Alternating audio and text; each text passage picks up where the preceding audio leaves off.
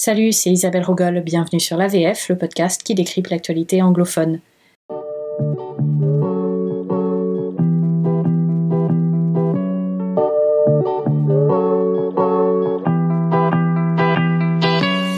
Depuis la semaine dernière déjà et jusqu'aux élections présidentielles américaines, je consacre ces épisodes à ces élections, à leur logistique, à leur pratique aux institutions américaines et comment cela peut impacter le résultat du 3 novembre.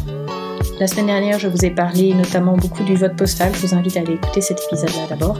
Cette semaine, on va parler d'un sujet qui me fascine, c'est la carte électorale américaine.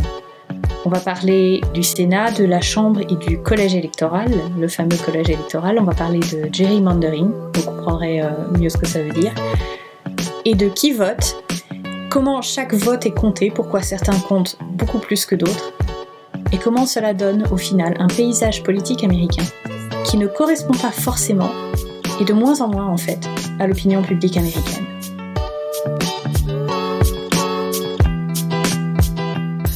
Alors un constat d'abord, pour commencer, les Américains sont à la fois plus progressistes et plus modérés que ce qu'on pourrait croire si on allume la télé et qu'on suit la politique, le débat politique américain. Dans sondage après sondage, on constate qu'ils sont par exemple très très largement pour le maintien du droit à l'avortement. Ils sont 50% à dire qu'ils sont pour le droit à l'avortement dans toutes les circonstances et 29% à dire dans certaines circonstances mais pas toutes, mais ça fait quand même au total 8 Américains sur 10 qui ne souhaitent pas interdire l'avortement. Ils sont aussi très largement favorables à l'Obamacare, à cette loi sur la santé et sur l'assurance santé qu'avait fait passer Barack Obama, et contre le retrait qui a été un des chevaux de bataille des républicains. Ils sont voire même parfois pour une option, de plus en plus pour une option publique dans le domaine de la santé, qu'ils n'ont pas aujourd'hui pour la couverture maladie. Et puis, ils sont aussi plus favorables à l'immigration que jamais. Alors cela est dû notamment à une évolution démographique. L'Amérique n'a pas le problème que l'on a en Europe d'être un pays vieillissant, bien au contraire, c'est un pays jeune, c'est une population qui croît beaucoup et qui croît notamment parmi les plus nouvelles populations des États-Unis, les populations latino, beaucoup, toutes les populations issues de l'immigration, avec un pays qui, on estime, d'ici 2045-2050, sera ce qu'ils appellent majority-minority, donc majorité-minorité, donc ce qu'on appelait les minorités visibles, seront plus importantes dans la population américaine que les populations blanches. Et ça a un impact énorme sur la politique et sur le ton des débats qu'on entend en ce moment. Alors, pourquoi, si les Américains sont très largement passés à autre chose pour ce qui est de l'avortement notamment, pourquoi est-ce que ces sujets restent si chaudement débattus dans la politique américaine, et pourquoi, dans un système bipartite où la théorie voudrait que on se bat au milieu, c'est une vieille théorie en sciences politiques qui est bien mise à mal ces derniers temps, mais qui veut que dans un système bipartite parfait, chaque camp a ses votes garantis, on va dire, et on se bat au milieu, parmi les modérés, et a priori, les élections, elles seront toujours 51-49, 52-48, parce que, par définition, les partis ont intérêt à chercher, ils cherchent tous à tendre vers au moins 50%. Et quand c'est un peu comme quand on tire à la corde, si chacun des partis cherche à avoir à la moitié, et ben ils ont chacun à peu près la moitié, et donc il y a normalement pas des écarts forcément si marqués. Et surtout, il n'y a pas des opinions aussi minoritaires qui prennent tant le devant de la scène. Et pourtant, c'est bien ce qu'on voit, et il faut donc se poser la question de pourquoi le parti républicain surtout, et on y reviendra, adopte des points de vue qui sont si indubitablement minoritaires dans l'opinion publique. Et pour ça, il faut parler de fédéralisme. La question de l'équilibre du fédéralisme américain, elle est absolument centrale à l'histoire américaine et aux institutions américaines, et ce, depuis le tout début, depuis l'écriture de la Constitution. C'était le grand débat, la question des states' rights, c'est-à-dire les droits des États fédérés, par rapport aux droits et au pouvoir de l'État central à Washington DC. Enfin, ça n'a pas toujours été à Washington DC, mais ça l'est aujourd'hui. Et c'est vraiment quelque chose de fondamental dans la politique américaine et dans la formation des différents courants politiques américains, comme en France, la question de la centralisation ou la question du pouvoir de l'exécutif face au pouvoir parlementaire. C'est vraiment fondamental dans les institutions.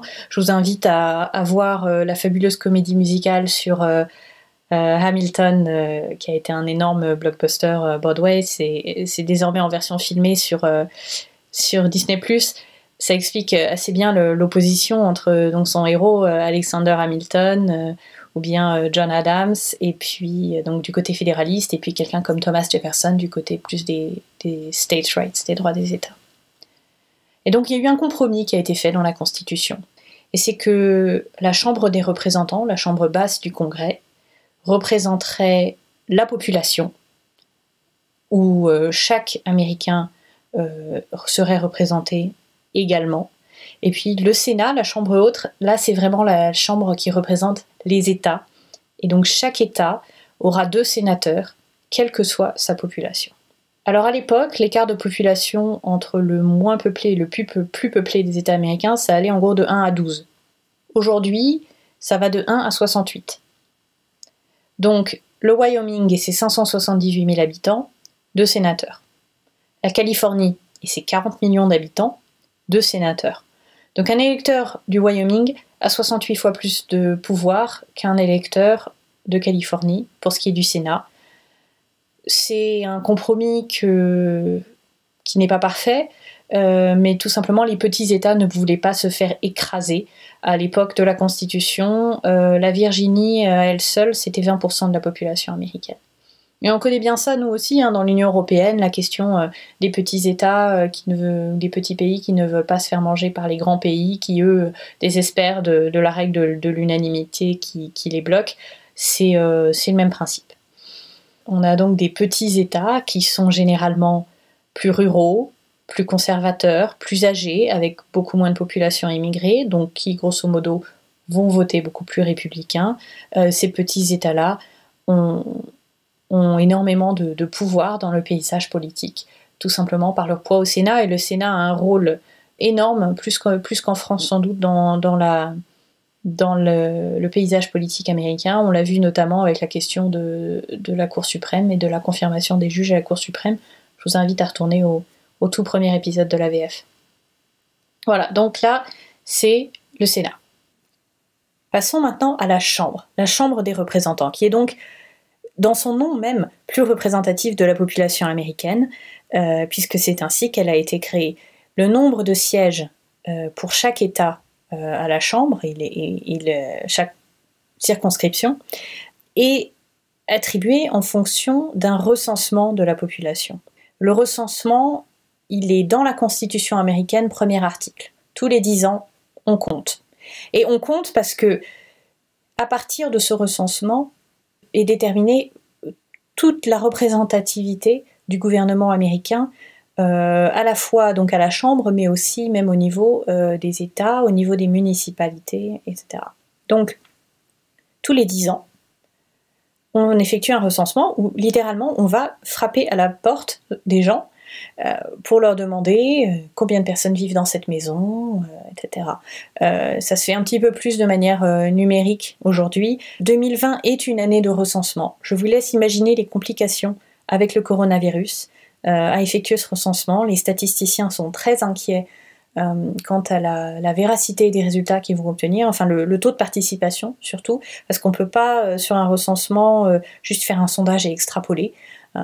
D'ailleurs, légalement, c'est pas possible. C'est tout un débat aux États-Unis. Je vous l'épargne. Je vous invite à regarder la première saison de The West Wing à la Maison Blanche. J'ai beaucoup de recommandations culturelles aujourd'hui. Mais donc il faut compter, et ça n'a pas été possible en 2020 à cause du coronavirus. Ça a aussi été compliqué par des interventions partisanes de l'administration Trump qui font un peu douter quant aux résultats. Et le problème, c'est un risque de sous-représentation à long terme, puisque ces circonscriptions sont inscrites dans le marbre pour 10 ans. Qu'en 10 ans, une population change beaucoup, surtout de nos jours. Donc ça pose problème, et d'ailleurs ce recensement 2020 est tellement contesté qu'il peut-être, surtout s'il y a un changement à la Maison-Blanche, que les Américains auront droit à un autre recensement bientôt.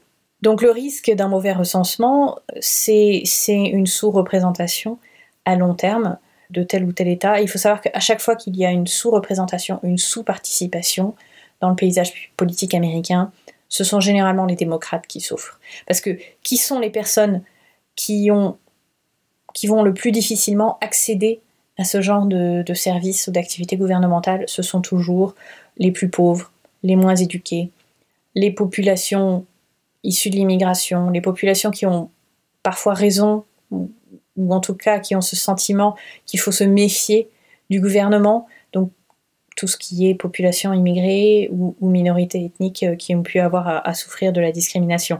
Donc c'est pour ça que généralement tous les efforts qui consistent à faire s'inscrire les gens sur les listes électorales, à les encourager à voter, même si ce sont des efforts qui ne sont pas partisans, et qui ne disent pas aux gens comment voter, qui leur disent juste allez voter, c'est généralement mené par la gauche, parce que c'est généralement la gauche qui gagne, qui y gagne quand il y a une plus forte participation, et l'abstention profite aux républicains.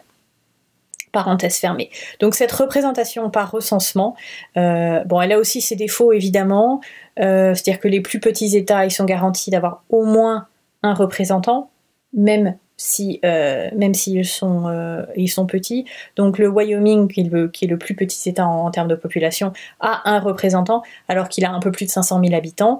Là où le Montana a bientôt 1 million d'habitants, ou à plus d'1 million d'habitants, il n'a aussi qu'un représentant. Intéressant d'ailleurs, Rhode Island a 2 représentants avec exactement la même population que le Montana, mais c'est juste que le Montana a beaucoup grandi ces 10 dernières années, donc eux ils doivent attendre avec impatience ce recensement, parce qu'ils auront vraisemblablement le droit à plus de représentants au prochain tour, on va dire. Alors, donc, vous avez un recensement imparfait, mais qui a le mérite d'exister pour déterminer la représentation des Américains à la Chambre, qui fait que globalement, plus ou moins bien, les Américains sont représentés de manière équitable et égale à la Chambre, sauf le fameux gerrymandering. Alors le gerrymandering, d'abord c'est un néologisme. Jerry, qui en fait se prononçait Gary, c'était le nom d'un gouverneur du Massachusetts qui avait redessiné bizarrement la carte électorale à son avantage à Boston, et on disait que ça ressemblait à une salamandre, salamander. Donc gerrymandering, voilà. Ça consiste en fait à redessiner la carte électorale pour avantager son parti et pour garder le pouvoir. Et les républicains ont érigé ça en art. Alors les démocrates l'auraient peut-être fait aussi, je prétends pas que ce soit des anges, il se trouve que ces dernières années, les républicains ont plus eu le pouvoir, et notamment le pouvoir au niveau des États, au niveau des state legislatures, donc la Chambre et le Sénat de chaque État, plutôt qu'au niveau fédéral, et c'est là que la carte se dessine. Et en fait, les républicains se sont arrangés d'abord pour conquérir le pouvoir dans ces state legislatures, je crois qu'ils en ont 39 aujourd'hui sur les 50, et pour s'assurer de ne jamais perdre une fois qu'ils l'avaient gardé. Et là, les démocrates ont été un peu angéliques, ou un peu niais, ou un peu pas très malins. En fait, culturellement, les démocrates s'intéressent beaucoup plus aux élections nationales, aux sujets fédéraux, puisque dans la culture politique américaine, eux, ils sont plus du côté les héritiers des fédéralistes, les héritiers d'Alexander Hamilton, etc. Là où les républicains sont plus les héritiers des states' rights et de Jefferson. Donc, les démocrates ont ignoré, à leurs dépens, les élections au niveau des États ne sont peut-être pas assez rendus compte du pouvoir qui pouvait s'exercer au niveau des États. Le gerrymandering, donc consistant à redessiner la carte électorale, utilise 2 techniques. Il y a le cracking et le packing. Le cracking consiste à diluer les électeurs du parti adverse pour qu'ils ne puissent gagner la majorité dans aucune des circonscriptions, ou dans un minimum de circonscriptions. Le packing consiste à concentrer les électeurs du parti adverse dans un petit nombre de circonscriptions qu'ils gagneront, mais pas suffisamment de circonscriptions pour que ce parti adverse puisse prendre le pouvoir. Donc en fait, il s'agit de redessiner la carte électorale, non pas en fonction d'une géographie physique ou d'une géographie politique au sens des lignes d'un comté ou d'une municipalité, mais vraiment de faire une géographie des opinions et de rassembler dans une même circonscription les électeurs d'un bord ou d'un autre de manière à pouvoir gagner un nombre maximum de circonscriptions, partant du principe que à partir du moment où vous avez 51% des votes dans une circonscription et que vous allez la gagner, les votes en plus, ils sont gâchés, ils vous servent à rien. Autant les mettre ailleurs, où vous étiez peut-être à 45%, et vous mettez ces votes dedans, et hop, vous passez à 51 ou à 52, et c'est bon, vous avez les 2 circonscriptions. Alors qu'avant, si vous avez une circonscription à 40 et une à 62, bah vous gagnez qu'une circonscription, et vous avez le même nombre de votes. Alors c'est diablement malin, mais ça fait des circonscriptions avec des formes complètement hallucinantes, parce qu'on va rassembler des populations rurales très, très éparses, par exemple, ou bien on va contourner une ville, ou on va prendre que certains quartiers d'une ville. Donc vous vous retrouvez avec des circonscriptions qui sont des espèces d'araignées avec des bras qui partent dans plein de sens différents, des circonscriptions avec un trou au milieu, comme du gruyère. Les gens s'amusent à voir des formes dedans, comme on voit des formes dans les nuages. Il y a par exemple la menthe religieuse, qui est la 3e circonscription du Maryland. Et alors ma préférée, c'est, je cite, « Dingo filant un coup de pied à Donald Duck ». Et c'est la 7e circonscription de Pennsylvanie. Et c'est vrai que si vous regardez un peu de travers, on a l'impression de quelqu'un qui file un coup de pied aux fesses d'un autre. Et effectivement, il y a un petit peu les oreilles de Dingo et le bec de Donald Duck. Voilà, donc on se retrouve avec des cartes électorales absurdes. Alors ça fait rire, mais c'est quand même un sacré déni de démocratie qui fait que, à partir du moment où un parti, et les deux le font, hein. Il ne s'agit pas ici de prendre parti, mais c'est vrai que les républicains ont eu beaucoup plus l'occasion de le faire et l'ont vraiment érigé en art ces 10-15 dernières années. Et du coup, quand ils ont le pouvoir, ils le perdent plus. C'est plus possible.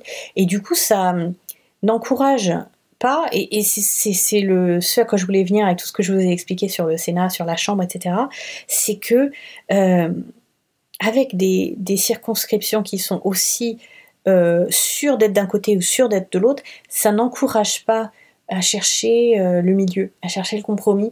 Et donc c'est en fait exactement l'inverse de ce que je vous ai expliqué au début sur l'idée que le bipartisme mènerait à des débats qui se passeraient au milieu. En fait non, on se retrouve finalement à chercher vraiment à galvaniser sa base et à avoir des discours politiques qui sont parfois justement à l'extrême, et d'où ce que je vous expliquais, les Américains sur l'avortement, sur la santé, sur l'immigration, ont dans l'ensemble une position qui n'est pas celle que défend le président actuel, qui n'est pas celle que défend le Parti républicain, mais ce sont les sujets sur lesquels on peut vraiment galvaniser un petit nombre d'électeurs dans des États où ces électeurs ont un pouvoir surdimensionné par rapport aux mêmes électeurs dans l'État d'à côté. Et tout ça se retrouve au niveau du collège électoral. Et on revient à notre élection présidentielle de 2020, du 3 novembre, je vous promets, tout ça a un lien, parce que la Chambre et le Sénat, donc, dont on a vu qu'ils ont une représentativité imparfaite, sur tout le Sénat, mais franchement aussi de plus en plus la Chambre, notamment du fait du gerrymandering et des problèmes du recensement, ces deux institutions se retrouvent au collège électoral. Donc le collège électoral, ce sont les grands électeurs qui votent pour le président américain. Donc le président américain n'est pas élu au suffrage universel direct. Et certes, tous les Américains votent, mais ensuite leurs votes sont traduits en un certain nombre de grands électeurs au collège électoral, et il en faut 270 pour gagner. Et il y a en fait autant de grands électeurs dans chaque État qu'ils n'ont de siège au Congrès. Donc chaque État a 2 grands électeurs pour représenter les 2 sénateurs. Alors ce ne sont pas les sénateurs qui sont les grands électeurs, je précise, ce sont d'autres personnalités, mais les nombres correspondent. Donc 2 forcément pour représenter les 2 sénateurs, et ensuite autant de grands électeurs qu'on a de représentants à la Chambre. Donc les plus petits États sont certains d'avoir au moins 3 grands électeurs, même s'ils ont une petite population. La Californie on a 55, c'est le plus grand, le Texas en a 38, le Texas en aura sans doute plus après ce recensement, parce que la population du Texas a absolument explosé. D'ailleurs, non, on y reviendra. On y reviendra. Donc le collège électoral. Chaque État donne l'intégralité de ses grands électeurs au candidat qui a gagné le vote populaire dans l'État. Avec l'exception du Maine et du Nebraska, mais je vous épargne les détails, ce sont des petits États, ça n'a pas une conséquence énorme. Mais donc, partout sauf au Maine et au Nebraska, l'intégralité des grands électeurs vont aux gagnants de l'État. Ce qui veut dire, comme on l'a vu à l'instant dans l'explication du gerrymandering, que si, par exemple au Wisconsin, 51% des votes vont à Donald Trump aura 100% des 10 grands électeurs du Wisconsin. Il n'y a donc aucun intérêt à chercher à ratisser large, à chercher à obtenir 60 ou 70%, quand bien même ce serait possible, ou à chercher le consensus, puisque si vous gagnez 51% ou 50,5%, peu importe, c'est bon. Du coup, être démocrate en Alabama ou être républicain en Californie, ça doit être vraiment frustrant, parce que sur les élections présidentielles, vous n'avez mais alors aucun impact. Alors évidemment, tous les votes comptent, il faut aller voter, c'est important, etc. Mais vous êtes vraiment dans des États où, sauf coup de tonnerre, il n'y a absolument aucune chance démographiquement, sondage, etc., que votre parti ne gagne. Et à la limite, de la même manière, si vous votez démocrate en Californie, vous vous dites un peu, bon bah ouais, mais tous mes voisins votent démocrate, on sait déjà que ça va être démocrate, ça sert à rien. Bon, alors faut se méfier, parce que c'est comme ça, en se mobilisant pas, que parfois on a certaines surprises. Mais en revanche, une poignée de votes peut faire basculer un État, et ça compte énormément. Et en fait, c'est pour ça que on ne regarde le soir des élections américaines généralement qu'une poignée d'États qui ont tendance à être au milieu, qui peuvent aller d'un bord ou de l'autre, et qui vont être vraiment fondamentaux pour comprendre où va l'élection. Et c'est pour ça d'ailleurs que ce sont aussi dans ces États-là que vous voyez énormément les candidats se déplacer et faire campagne. C'est ce qui s'est passé en 2016. En fait, Donald Trump a gagné d'un fil des États swing state, donc des États qui peuvent balancer d'un côté ou d'un autre. Il a gagné d'un fil le Michigan, la Pennsylvanie, le Wisconsin. Et Hillary Clinton a eu des énormes marges en Californie ou à New York, qui finalement n'ont servi à rien. Et c'est comme ça que Hillary Clinton a perdu l'élection, alors qu'elle avait 3 millions de votes en plus, qu'elle a gagné le vote populaire de 2,1%, mais qu'elle a perdu l'élection. Donc au niveau du collège électoral, du fait des différences de représentativité du Sénat et de la Chambre, vous vous retrouvez avec un écart en gros de 1 à 4 pour à quel point votre vote compte. Si vous êtes électeur au Wyoming, il y a un grand électeur pour à peu près 192 000 habitants au Wyoming. Au Texas, il y en a un pour 763 000. Voilà, donc c'est un ratio de 1 à 4.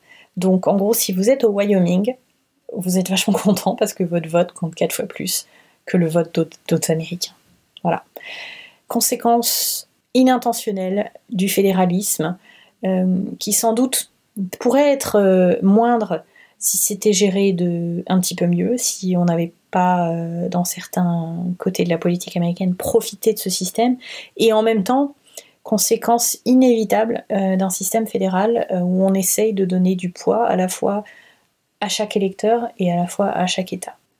Et voilà comment les institutions américaines, telles qu'elles ont été créées, mais aussi telles qu'elles ont été exploitées ces dernières années, aboutissent finalement à une situation où les opinions qui sont représentées dans les institutions du gouvernement américain ne sont pas forcément alignées, ou en tout cas de moins en moins, avec l'opinion publique américaine, et en tout cas avec l'opinion majoritaire. Et comment le parti républicain a été poussé à aller chercher certaines voix et à tenir certains discours qui ne sont pas alignés avec même une grande partie du parti républicain lui-même, et du centre droit américain qui a quasiment disparu.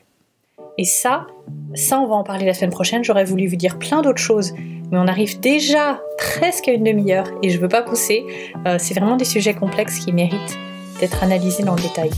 La semaine prochaine, on va parler justement de quels sont ces électeurs que aujourd'hui les candidats doivent conquérir. Qui sont les électeurs qui ont réellement fait gagner Donald Trump? Et vous verrez que je crois que c'est un peu plus complexe que le narratif qu'on a beaucoup entendu sur le petit blanc de la classe ouvrière qui a voté Donald Trump. Qui sont les électeurs que Joe Biden doit également convaincre pour gagner le 3 novembre? On en parle la semaine prochaine. L'AVF est une production One Name Bridge, musique par Diala. Vous pouvez retrouver l'AVF ainsi que son podcast frère en anglais Borderline sur borderlinepod.com.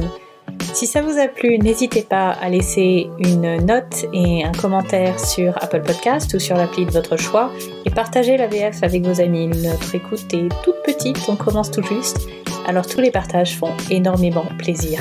À nouveau, vous pouvez retrouver tous les liens dont vous avez besoin et éventuellement choisir de soutenir le podcast en devenant membre de Borderline sur borderlinepod.com. Je vous dis à très bientôt, on se reparle la semaine prochaine. Au revoir.